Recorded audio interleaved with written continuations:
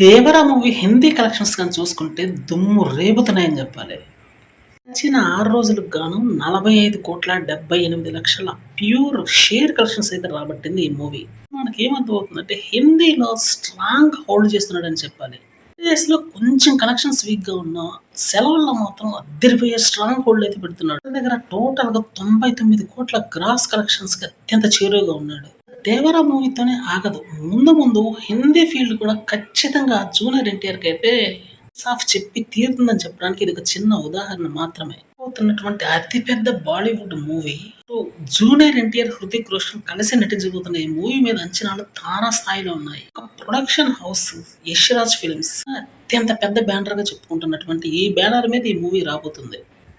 ఈ మూవీ మీద అంచనాలు ఏ విధంగా ఉంటాయో మనకు తెలియదు కాదు. అయాన్ ముఖర్జీ ఈ మూవీ యొక్క డైరెక్టర్ తారాస్థాయి అంచనాలుంటాయి అని చెప్తే అది చిన్న మాటే అవుద్దేమో. తొలిమెట్టుగా ఇప్పుడే జూనియర్ ఎన్టీఆర్ ఇంత ఫామ్‌లోకొచ్చాడంటే హిందీలో ఇక ముందు ముందు రేంజ్ అయితే మామూలుగా ఉండదు.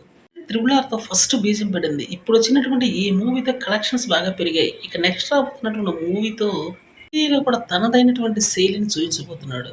నార్త్ గాని, ఇటు సౌత్ గాని జూనియర్ ఎన్టీఆర్‌కి మాత్రం ఒక తిరుగులేనటువంటి నార్త్ గాని, ఇటు సౌత్ గాని తిరుగులేనటువంటి ఫీల్డ్‌గా మారబోతున్నాయి జూనియర్ ఎన్టీఆర్.